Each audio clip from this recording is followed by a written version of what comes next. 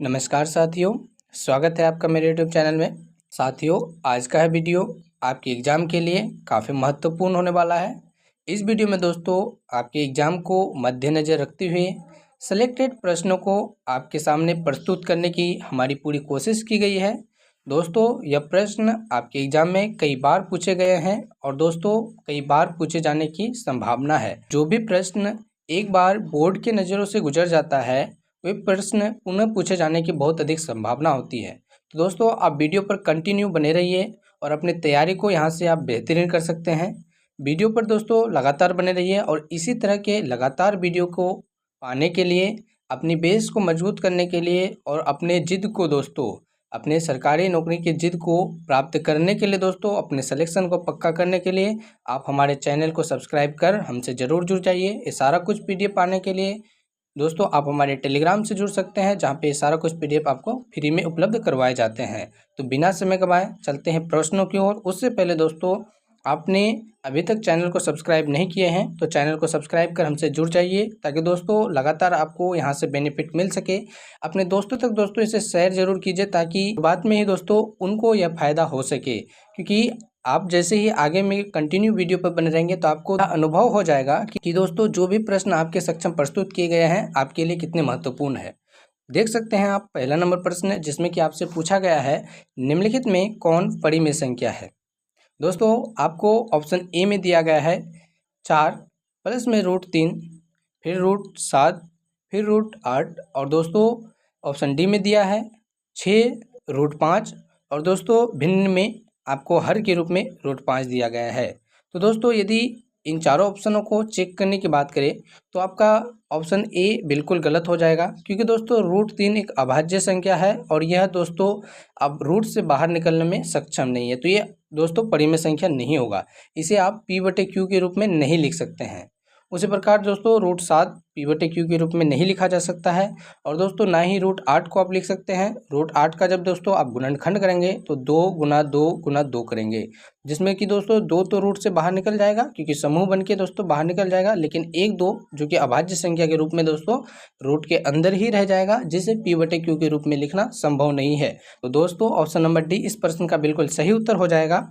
दोस्तों इस प्रश्न की अगर हल करें तो आप यहाँ पे हल करके समझ सकते हैं कि 6 √5 को कुछ इस प्रकार से लिखेंगे दोस्तों, और बट्टे में भिन्न के रूप में √5 दिया गया है। तो दोस्तों √5 और √5 भाग लग के समाप्त हो जाएंगे, बचेंगे आपके 6, जिसमें दोस्तों नीचे में आप 1 देख सकते हैं अंश के रूप में, जिसका दोस्तों गणितीय भाषा में कोई महत्व नहीं है। अगर कोई संख्या के हर में दोस्तों 1 रहता है तो उसका गणितीय रूप में कोई वैल्यू नहीं है दोस्तों, उसका कोई मान्य में परिवर्तित नहीं होता है। इसलिए सही उत्तर आपका ऑप्शन नंबर डी हो जाएगा। इसे आप दोस्तों आसानी से P/Q के रूप में लिख सकते हैं, जहां Q = 0 होता है। ठीक है दोस्तों। तो दोस्तों आशा करते हैं कि आपको प्रश्न बहुत ही अच्छे से समझ में आया होगा। चलते हैं अगले नंबर की ओर। 2 में आपसे पूछा गया है, 2 संख्या के बीच अधिकतम कितनी, दोस्तों यहाँ पे कितनी कुछ इस प्रकार से हो जाएगा, कितनी परिमेय संख्या हो सकती है। तो आपको बता दें कि 2 संख्याओं के बीच में कितनी परिमेय संख्या हो सकती है। ऑप्शन ए में दिया गया है दोस्तों 4, ऑप्शन बी में दिया गया है अनंत, ऑप्शन नंबर सी में दिया गया है दोस्तों एक भी नहीं, और ऑप्शन डी में दिया गया है इनमें से कोई नहीं। दोस्तों सही उत्तर की बात करेंगे तो सही उत्तर हो जाएगा ऑप्शन नंबर बी अर्थात अनंत। और किस प्रकार से दोस्तों ये संभव है आप इसे भी जान लीजिए। ऑब्जेक्टिव टाइप्स के एग्ज़ाम में दोस्तों ऑनलाइनर के जो भी जनरल एग्ज़ाम्स होते हैं, सभी एग्ज़ाम्स के लिए यह वीडियो अत्यंत महत्वपूर्ण है। तो आप ऐसे प्रश्नों को जरूर एक बार ध्यान में रखेंगे। समझ लेते हैं प्रश्न को दोस्तों कि किस प्रकार 2 परिमेय संख्याओं के बीच में अनेक हम लोग परिमेय संख्या घिस सकते हैं। दोस्तों आपको बता दें, यदि आप 5 और 6 को लें, 2 संख्या के रूप में 5 और 6 को लें, तो आप पाएंगे दोस्तों कि 5.123 लिख सकते हैं आप, 5.031 कुछ भी सकते हैं दोस्तों इसे, लेकिन कहीं पे इसे शांत रूप में देना अनिवार्य है। कहीं पे दोस्तों इसको एक जगह अस्थायी मान देके नहीं कि ऐसे नहीं कि दोस्तों चलते रहेंगे। तो यदि आप चलते रहते हैं, अनवसानी अनावृत्ति रह जाते हैं, तो आपके अपरिमेय संख्या हो जाएंगे। लेकिन दोस्तों कहीं पे उसे अगर दशमलव के बाद संख्या को कहीं पे ले जाके आप छोड़ देते हैं तो एक परिमेय संख्या होगा, जिसे आप P/Q के रूप में आसानी से लिख सकते हैं, जो कि दोस्तों 5 और 6 के मध्य में भी होगा। तो दोस्तों इस प्रकार से दो संख्याओं के बीच हम लोग अनंत परिमेय संख्याएं खींच सकते हैं। आशा करते हैं कि आपको समझ में आया होगा। चलते हैं अगले नंबर में। दोस्तों ऐसे याद भी कर लेंगे, आपके एग्जाम के लिए काफ़ी महत्वपूर्ण है। प्रश्न संख्या 3 में आपसे पूछा गया है, संख्या 8,96,743 में 6 के स्थानीय मान तथा जातीय मान का अंतर कितना है। दोस्तों इस प्रश्न के माध्यम से हम कोशिश करेंगे कि आपके स्थानीय मान और जातीय मान का जो भी प्रश्न आएगा आपसे सभी कुछ हल हो जाएगा। तो आप कंटिन्यू वीडियो पर बने रहिए और ध्यान दोस्तों फरमाइएगा। दोस्तों आपको संख्या दी गई है 8,96,743, जिसमें कि दोस्तों स्थानीय मान 6 का आपको पूछा गया है और फिर उस 6 का जातीय मान भी पूछा गया है। तो आपको बता दें दोस्तों, स्थानीय मान इकाई अंक से उस संख्या की स्थिति को कहते हैं। अर्थात दोस्तों 6 का अगर स्थानीय मान की अगर बात किया जाए, 6 का स्थानीय मान दोस्तों, तो आपको बता दें कि इकाई के रूप में 3 हो जाएगा, दहाई के रूप में आपका 4 हो जाएगा और सैकड़ा के रूप में 7 हो जाएगा। तो हज़ार के रूप में दोस्तों आपका 6 होगा। इस प्रकार से 6 का स्थानीय मान जो होगा दोस्तों 6000 होगा। कितना होगा दोस्तों? 6000 होगा। आशा करते हैं कि आपको समझ में आया होगा। और दोस्तों जातीय मान इससे भी कई गुना ईजी है, आप देख लीजिएगा, समझ सकते हैं यहाँ पे। यदि दोस्तों आपको 6 का जातीय मान पूछ लिया जाए तो स्वयं 6 ही दोस्तों जातीय मान हो जाएगा। क्योंकि दोस्तों जातीय मान खुद ब खुद दोस्तों वह संख्या ही होती है, जिसके बारे में भी पूछा जाए वही आपका उस संख्या का जातीय मान हो जाएगा। जैसे कि उदाहरण के रूप में आप देख लीजिए, यदि इस संख्या में 3 का जातीय मान पूछा जाता तो दोस्तों 3 ही इस संख्या का जातीय मान होता। 7 के बारे में पूछा जाता तो 7 ही इस संख्या का जातीय मान होता। तो दोस्तों आशा करते हैं कि आपको समझ में आया होगा कि स्थानीय मान इकाई अंक से उस संख्या की स्थिति को कहते हैं। अर्थात 6 का स्थानीय मान 6000 हो गया आपका, और दोस्तों 6 का जातीय मान खुद वह संख्या 6 ही हो गया। तो प्रश्न में आपसे पूछा क्या जा रहा है दोस्तों, इन दोनों स्थानीय मान और जातीय मान का अंतर कैसे करेंगे दोस्तों? अंतर का मतलब होता है, अंतर से हमारा तात्पर्य होता है घटाव। तो दोस्तों जब आप 6000, हमेशा दोस्तों आपको बड़े अंक से छोटे अंक को घटाना है, उसके बाद आपको अंतर निकालना है।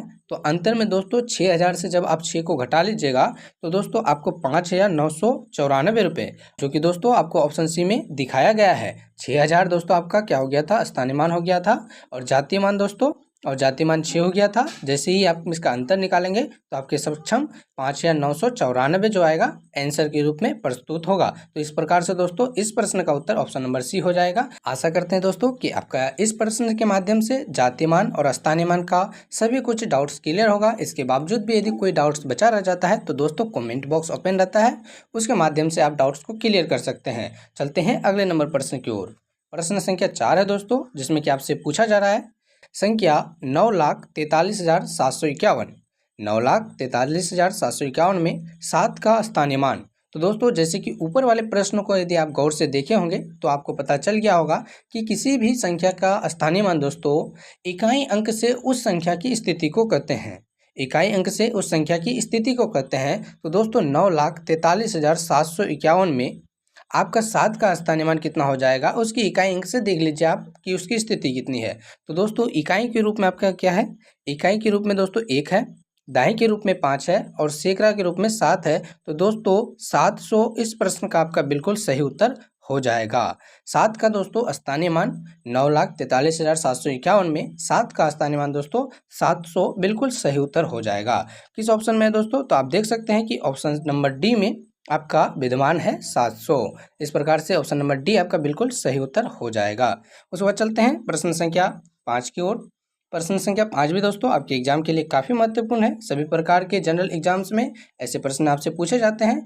दोस्तों पूछा गया है कि यदि x क्यूब बराबर है 62 माइनस 35 के, 62 माइनस 35 के, तो दोस्तों आपको x का मान ज्ञात करना है। दोस्तों चलते हैं इसको हल करते हैं, आपके सक्षम दोस्तों प्रस्तुत करते हैं इसके आंसर को। तो दोस्तों क्या दिया गया है हमको? एक्स क्यूब बराबर में दिया गया है दोस्तों 62 माइनस में 35, 62 माइनस में 35। तो दोस्तों सबसे पहले दोस्तों एक्स क्यूब को हम वैसे उतार ही लेंगे, और दोस्तों 62 से जैसे ही आप 35 घटाएंगे तो आपको दोस्तों कुछ इस प्रकार से मिल जाएंगे 27, अर्थात 27 मिल जाएगा आपको। तो दोस्तों आपको बता दें 27 को आप कुछ इस प्रकार से लिख सकते हैं। सबसे पहले आपको यहाँ पे एक्स क्यूब लिख दें हम, ताकि दोस्तों कोई भी समझने में आपको दिक्कत ना हो। और दोस्तों 27 को आप क्या लिख सकते हैं? 27 को दोस्तों लिख सकते हैं आप 3 पर पावर क्यूब, 3 पर पावर क्यूब, क्योंकि दोस्तों 3 का घन 3 का घन भी दोस्तों 27 ही होता है आपका। तो इसलिए दोस्तों 27 को आप 3 का वर्गमूल के रूप में लिख सकते हैं, सॉरी दोस्तों घनमूल के रूप में लिख सकते हैं। तो दोस्तों आपको बता दें कि बराबर के दोनों साइड, इक्वल के दोनों साइड यदि दोस्तों पावर समान रहे तो उसका बेस भी समान रहता है। तो इस प्रकार से दोस्तों यदि आप पावर 3 देख रहे हैं दोस्तों, तो इस प्रकार से उसका बेस भी आपका क्या हो जाएगा, समान हो जाएगा। अर्थात x का मान जो निकल के आएगा दोस्तों आपका 3 निकल के आएगा। तो दोस्तों आशा करते हैं कि आपको सभी डाउट्स क्लियर हुए होंगे। यदि आप इसका चाहते हैं कि सत्यापन भी करें तो सबसे पहले दोस्तों आप तो ऑप्शन देख लीजिए। ऑप्शन नंबर सी में दिया गया है 3, इस प्रश्न का बिल्कुल सही उत्तर हो जाएगा। इस प्रश्न का दोस्तों बिल्कुल सही उत्तर हो जाएगा। यदि दोस्तों इस प्रश्न के सत्यापन की बात करें तो आपके सक्षम हम सत्यापन भी प्रस्तुत कर देते हैं। दोस्तों मेरा उत्तर निकल के आया है 3। हम दोस्तों सत्यापन की ओर चलेंगे। तो सबसे पहले x³ लिखेंगे दोस्तों, और उसके बाद 62 से 35 दोस्तों आपका माइनस कर देंगे। तो दोस्तों x³ की जगह हमारा जो संख्या निकल के आई थी वो 3 आई थी। तो दोस्तों x का मान रखेंगे 3 और उस पर क्यूब चलाएंगे, और इस प्रकार दोस्तों 62 से आप जब 35 घटाएंगे तो उसमें भी आपका 27 निकल के आएगा। कितना निकल के आएगा दोस्तों, 27। तो दोस्तों आप जानते हैं कि 3 का घन भी जो 27 होता है, 3 का घन कितना होता है दोस्तों, 27, और इधर भी मेरा संख्या है 27। तो दोस्तों यदि लेफ्ट हैंड साइड और राइट हैंड साइड दोनों इक्वल हो जाए तो मेरा जो हिसाब होता है, मेरा तो गणितीय मेथड होता है दोस्तों, गणितीय विधि जो होती है वो बिल्कुल सत्यापित होती है, सिद्ध साबित होती है, प्रूफ हो जाती है। ठीक है दोस्तों, तो आशा करते हैं कि आपको बहुत अच्छे से समझ में आया होगा और डाउट्स भी क्लियर हो गया होगा। इससे संबंधित कोई भी प्रश्न आपसे पूछा जाएगा तो आप दोस्तों खुलेआम उस प्रश्न का सामना करेंगे और अच्छे से उसका सोल्यूशन कर पाएंगे। इसके बावजूद दोस्तों कोई भी डाउट्स बचे रह जाता है या हमसे समझाने में कोई कमी रह जाती है तो दोस्तों आप उसे कमेंट करके जरूर बताइएगा, ताकि अगले जो मैथ की आपकी वीडियो आएगी उसमें दोस्तों ये गलती ना रहे और सब कुछ दोस्तों अच्छे से उसमें समझाया जा सके। और दोस्तों यदि आपको वीडियो पसंद आ रही है तो वीडियो को लाइक एक बार जरूर कर दीजिए, अपने दोस्तों तक इसे शेयर जरूर कर दीजिए, ताकि दोस्तों कोई भी आपके साथीगण आपके परिवार के सदस्य यदि जनरल एग्जाम की तैयारी कर रहे हैं और मैथ से डर लगता है उनको दोस्तों, तो उन तक वीडियो को इसे शेयर कर दीजिए, ताकि दोस्तों वही भी मैथ का सामना कर सके और अपने सिलेक्शन को पक्का कर सके। तो आशा करते हैं दोस्तों कि आपको समझ में आया होगा। चलेंगे अगले प्रश्न में। अभी तक चैनल को सब्सक्राइब नहीं किए तो चैनल को सब्सक्राइब करके हमसे जुड़ जाइए। ये सारा कुछ PDF पाने के लिए दोस्तों और अपनी तैयारी GK GS को भी बेहतरीन करने के लिए आप हमारे टेलीग्राम से जुड़ सकते हैं, जहाँ पर दोस्तों ये सारा कुछ आपको PDF बिल्कुल फ्री में दिया जाता है। तो चलते हैं अगले नंबर प्रश्न की ओर। प्रश्न संख्या 6 में दोस्तों आपसे पूछा गया है, यह भी दोस्तों आपके एग्जाम के लिए काफी महत्वपूर्ण प्रश्न है, क्योंकि दोस्तों सभी प्रश्न प्रीवियस ईयर के प्रश्नों में से सिलेक्ट करके लाए गए हैं और आपके एग्जाम में दोस्तों काफी पूछे जाने की संभावना है। सभी प्रश्न आपके एग्जाम को मद्देनजर रख के लाए गए हैं। तो दोस्तों पूछा जा रहा है, एक मिसाइल 1278 किलोमीटर प्रति घंटा की चाल से चलती है। दोस्तों बोला गया है एक मिसाइल है दोस्तों 1278 किलोमीटर प्रति घंटा की दर से दोस्तों की चाल से दोस्तों वो चलती है। 1 सेकेंड में उसके द्वारा कितनी दूरी तय की जाएगी दोस्तों, यह आपसे पूछा गया है। तो दोस्तों सबसे पहले आप जान लीजिए कि यहाँ पे 1278 जो है दोस्तों किलोमीटर प्रति घंटा आपका चाल है, स्पीड है दोस्तों मिसाइल की। उसके बाद आपसे जो पूछी गई है 1 सेकेंड में उसके द्वारा क्षमता यानी कि कितनी दूरी वो तय कर सकती है दोनों 1 सेकेंड में, यानी कि समय जो दिया गया है दोस्तों मात्र आपको 1 सेकेंड दिया गया है। और दोस्तों यदि आप इस प्रश्न को आसानी से हल करना चाहते हैं, मैनेज करना चाहते हैं, तो एक नज़र आप दोहरा लीजिए ऑप्शंस को। देखिए दोस्तों कि दिया गया है आपको जो स्पीड किलोमीटर प्रति घंटा में दी गई है और समय जो दी गई है दोस्तों सेकेंड में दी गई है। उसके अलावा दोस्तों ऑप्शन में यदि आप निगाहें दौड़ाएंगे तो आपको दोस्तों ऑप्शन ए में मीटर में दिख रहा होगा, ऑप्शन बी में भी, ऑप्शन सी में भी और ऑप्शन डी में भी। इस प्रकार से दोस्तों उत्तर जो आने वाला है आपका मीटर में आने वाला है। तो क्यों ना हम इस दोस्तों किलोमीटर प्रति घंटा को मीटर में ही परिवर्तित कर दें। ठीक है दोस्तों, उसके बाद आपका बड़े ही आसानी से इस प्रश्न का उत्तर निकल के आ जाएगा। तो दोस्तों आपको बता दें दोस्तों, कोई भी इकाई किलोमीटर प्रति घंटा में रहे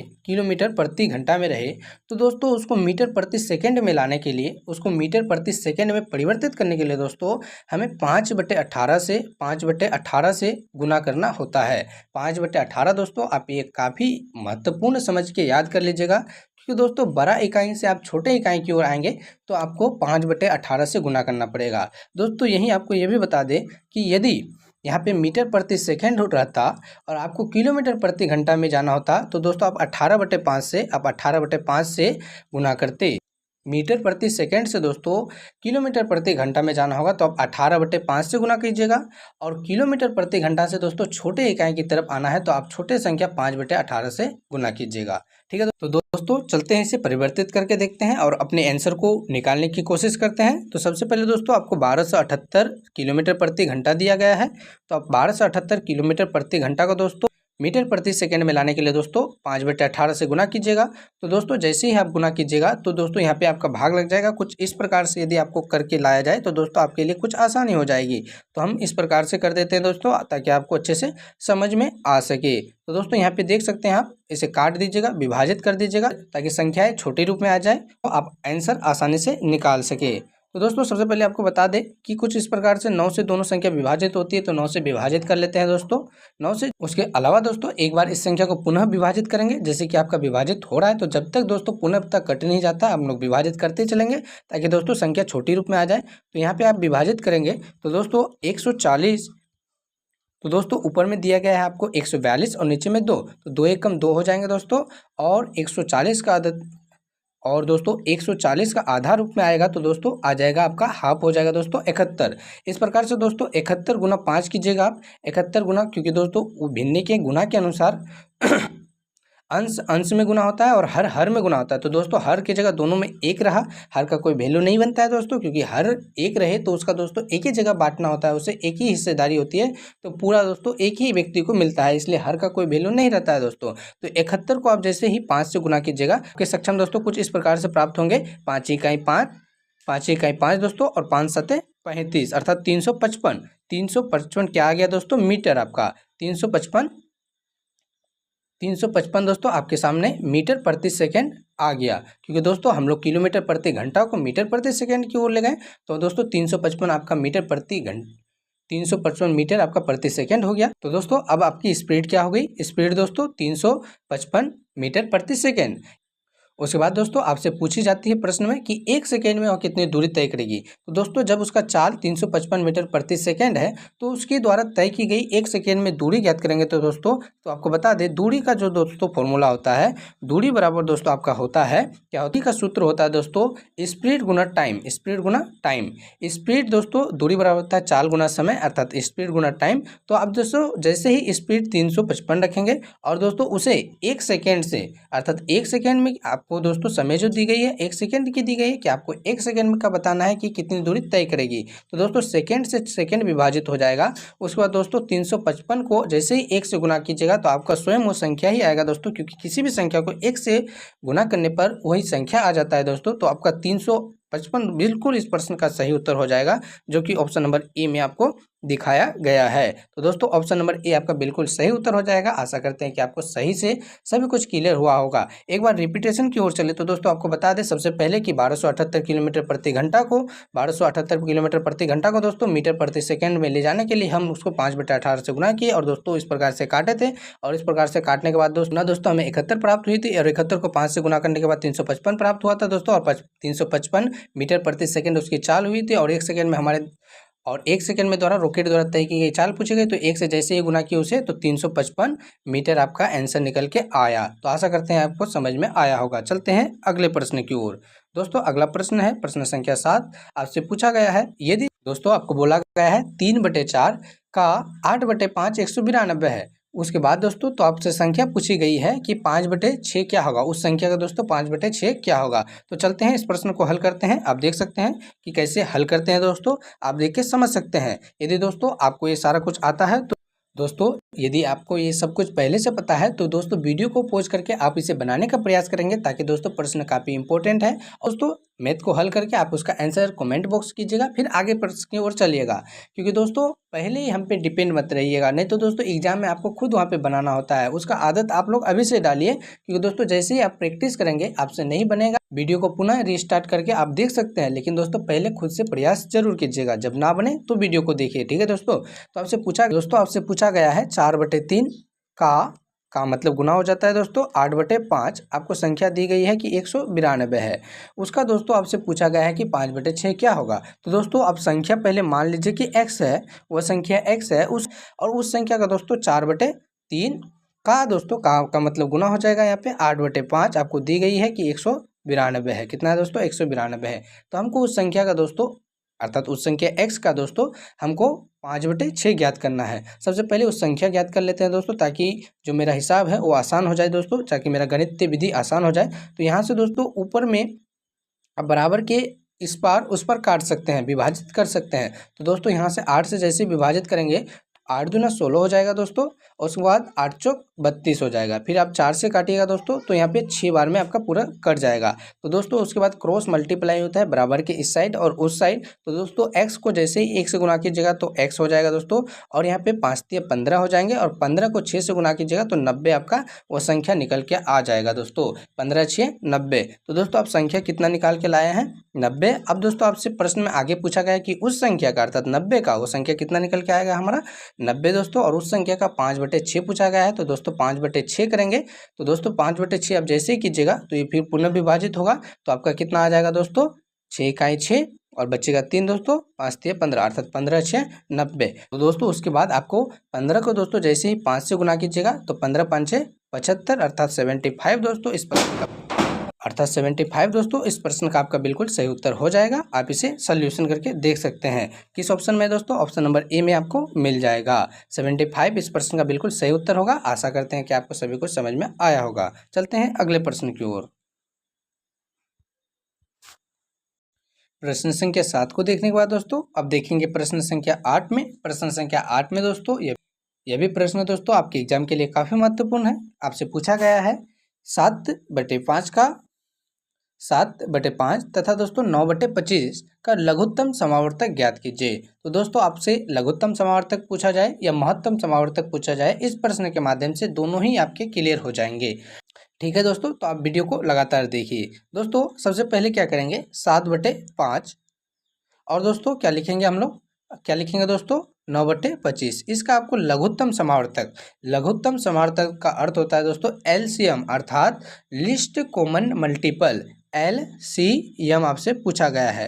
तो दोस्तों यदि भिन्न के रूप में, आप तो ऐसे ही संख्याओं का LCM बड़ी आसानी से निकाल लेते होंगे, लेकिन दोस्तों आपको भिन्न के रूप में यदि लघुत्तम समावर्तक पूछा जाए तो आप कैसे निकालेंगे? तो दोस्तों आपको बता दें कि भिन्न वाले संख्याओं का लघुत्तम समावर्तक निकालने के लिए हम क्या करते हैं कि ऊपर वाले का LCM निकालते हैं दोस्तों। कुछ भी पूछा जाए, यदि आपसे HCF पूछा जाए तो दोस्तों आप अब अंश का निकालेंगे HCF। हालांकि यहाँ पे LCM पूछा गया है तो हम लोग दोस्तों अंश का LCM निकालेंगे। यदि हम लोग को HCF पूछा जाता तो हम लोग HCF निकालते, और उसका अपोजिट दोस्तों नीचे में हम लोग HCF निकालेंगे। यदि HCF पूछा जाता तो नीचे में हम लोग LCM लिखते और ऊपर में HCF लिखते। ठीक है दोस्तों, जो भी पूछा जाए तो अंश के रूप में उसे ही लिखेंगे, और दोस्तों उसका अपोजिट साइड में LCM पूछा जाएगा तो HCF लिखेंगे, और HCF पूछा जाएगा तो LCM लिखेंगे। तो इस प्रकार से यदि आप हल करेंगे तो आपका आंसर निकल के आ जाएगा। तो दोस्तों आप याद रखेंगे सूत्र को कि हमें ऊपर में रखना है LCM, चूँकि दोस्तों मैथ में आपको LCM अर्थात लघुत्तम समावर्तक ही पूछा गया है, और नीचे में रखना है दोस्तों आपको HCF। तो दोनों ही निकाल लेंगे, आपको समझ में आ जाएगा। तो दोस्तों यदि 7 और 9 का 7 और 9 का LCM निकालेंगे दोस्तों, तो ये दोनों अभाज्य संख्या है के रूप में दोस्तों, एक है अभाज्य संख्या और एक है विषम संख्या। दोनों संख्या का कोई एक गुणनखंड कॉमन नहीं है दोस्तों एक के अलावा। तो दोस्तों ये संख्या दोनों गुना हो जाएंगे, तो 9 7 63 दोस्तों आपका कितना हो जाएगा? LCM हो जाएगा। और दोस्तों 5 और 25 का अगर HCF निकालने की बात करें तो दोस्तों 5 हो जाएगा, क्योंकि HCF वह बड़ी से बड़ी संख्या होती है जिससे कि दोनों विभाजित हो जाए। तो 5, तो दोस्तों 5 इसका सही उत्तर हो जाएगा, क्योंकि 5 एक ऐसी संख्या है जो 5 को भी विभाजित करेगा और 25 को भी विभाजित करेगा, और इससे कोई ऐसी बड़ी संख्या नहीं है दोस्तों जो 5 को और 25 दोनों को विभाजित कर सके। तो इस प्रकार से आपका आंसर हो जाएगा 63/5। किस ऑप्शन में है दोस्तों? देख सकते हैं ऑप्शन नंबर ए में ही विद्यमान है आपका 63/5। 63/5 आपका बिल्कुल सही उत्तर हो जाएगा। ठीक है दोस्तों, अर्थात ऑप्शन नंबर ए आप याद रखेंगे कि किस प्रकार से हम लोग प्रश्न का सॉल्यूशन किए। दोस्तों आपको फिर से एक बार बता दिए कि आपको LCM पूछा जाए, आप इसे स्क्रीनशॉट लिख लीजिएगा, आप इसे स्क्रीनशॉट जरूर ले लीजिएगा दोस्तों। यदि आपसे LCM पूछा जाता है तो ऊपर में अंश के रूप में आप LCM लिखेंगे दोस्तों, LCM निकालेंगे संख्या का, और हर के रूप में दोस्तों आप HCF निकालेंगे। क्या निकालेंगे दोस्तों? HCF। यदि दोस्तों आपको HCF पूछ लिया जाता है HCF, तो आप क्या निकालते हैं दोस्तों? अंश का दोस्तों HCF निकालते, अंश का दोस्तों HCF निकालते, और हर का दोस्तों LCM निकालते। इस प्रकार से आपका जो सोल्यूशन निकल के आता बिल्कुल करेक्ट उत्तर होता। तो दोस्तों यदि इसमें कोई डाउट्स है तो आप इसे स्क्रीनशॉट लेके अन्य मैथ्स का दोस्तों प्रैक्टिस कर सकते हैं। आपका जो भी आंसर आएगा वो बिल्कुल करेक्ट होगा। चलते हैं अगले नंबर की ओर।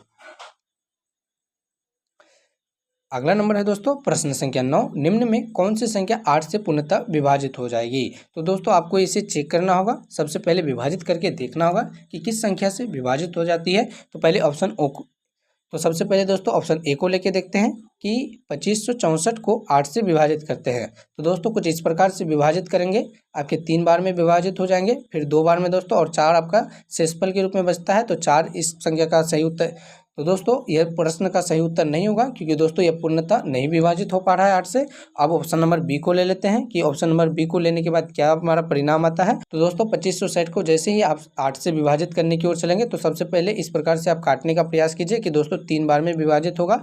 फिर दोस्तों आपका कितना बचेगा, 1 बचेगा, जो 6 के पहले जाके सटेगा दोस्तों। तो 8 दूना 16 हो जाएंगे। फिर दोस्तों आपका 0 जो बच के आएगा वो इस प्रकार से बैठ जाएगा यहाँ पे। तो दोस्तों 320 8 2560 हो जाता है आपका। तो इस प्रश्न का सही उत्तर हो जाएगा ऑप्शन नंबर बी, क्योंकि दोस्तों 2560 को 8 पूर्णतः से विभाजित कर देता है, अर्थात विभाजित कर देता है। तो दोस्तों आप याद रखेंगे कि जो संख्या पूर्णतः से विभाजित हो जाए उसी को हमको ऑप्शन में चुनना है दोस्तों। तो ऑप्शन नंबर बी आपका बिल्कुल सही उत्तर हो जाएगा। चलते हैं आज के अंतिम नंबर प्रश्न की ओर। दोस्तों प्रश्न तो आपके लिए बहुत सारे प्रस्तुत किए गए हैं, आपके लिए सेलेक्ट करके लाए गए हैं, लेकिन दोस्तों वीडियो लंबी ना हो जाए इसलिए दोस्तों आज प्रश्न संख्या 10 तक ही इस वीडियो को विराम देंगे। अगले नंबर में दोस्तों आगे के प्रश्नों को आप चैनल से जुड़कर चैनल को सब्सक्राइब जरूर कर लीजिए, ताकि दोस्तों आगे के सभी प्रश्नों को आप हल कर पाए। आपसे पूछा गया है प्रश्न संख्या 10 में दोस्तों, यह भी काफ़ी इंपॉर्टेंट प्रश्न है। दोस्तों पूछा गया है एक आयत की लंबाई और चौड़ाई का अनुपात 7:4 है। 7:4 लंबाई और चौड़ाई का अनुपात है दोस्तों। आयत का परिमाप जो दिया गया है दोस्तों 220 सेंटीमीटर दिया गया है। तो चौड़ाई आपसे पूछी गई है दोस्तों, यहाँ पे आप देख सकते हैं कि चौड़ाई आपसे पूछी गई है। तो चलते हैं इसको हल करते हैं दोस्तों। हल करने के बाद आपके सामने ऑप्शन दिए गए हैं, उसे भी आपको दिखाते हैं। तो दोस्तों क्या है कि आप अनुपात को इकाई के रूप में मान लीजिएगा दोस्तों, क्योंकि ये जो भी संख्या है वास्तविक संख्या नहीं है, इसे इकाई के रूप में प्रस्तुत किया गया है। तो दोस्तों हम क्या करेंगे कि आयत का जो परिमाप होता है, दोस्तों आपको आयत का परिमाप पता होना चाहिए, जो कि आपको दिया गया है 220 सेंटीमीटर। 220 सेंटीमीटर दोस्तों, और परिमाप दोस्तों या परिमिति आप बोल सकते हैं, आपको पता होना चाहिए कि L 2 × L+B होता है, अर्थात लंबाई और चौड़ाई का जोड़ होता है, इंटू में 2 रहता है। तो दिया गया है पहले से 220 सेंटीमीटर, तो दोस्तों 2 की जगह में 2 रखेंगे और इकाई के रूप में आप x लेंगे दोस्तों। तो 7x प्लस में 4x बराबर हो जाएगा आपका कितना, 220। इस प्रकार से आपको यहाँ तक समझ में आया होगा दोस्तों। इसे जैसे ही विभाजित करेंगे तो कुछ इस प्रकार से दोस्तों 7 और 4 11 हो जाएंगे, और 11 दूना आपका 22 हो जाएगा। 22x बराबर दोस्तों आपका कितना हो जाएगा, 220। अब दोस्तों 22 को 220 से काटेंगे तो x का वैल्यू जो निकल के आएगा दोस्तों 10 आएगा, पूरा तरीके से कट के दोस्तों। तो इस प्रकार से x का जो आपका वैल्यू आया 10 आया दोस्तों इकाई अंक के रूप में। और आपसे चौड़ाई पूछी गई है, अर्थात चौड़ाई का जो मान दिया गया है यहाँ पे अनुपात के रूप में 4 दिया गया है। तो दोस्तों x का वैल्यू आपका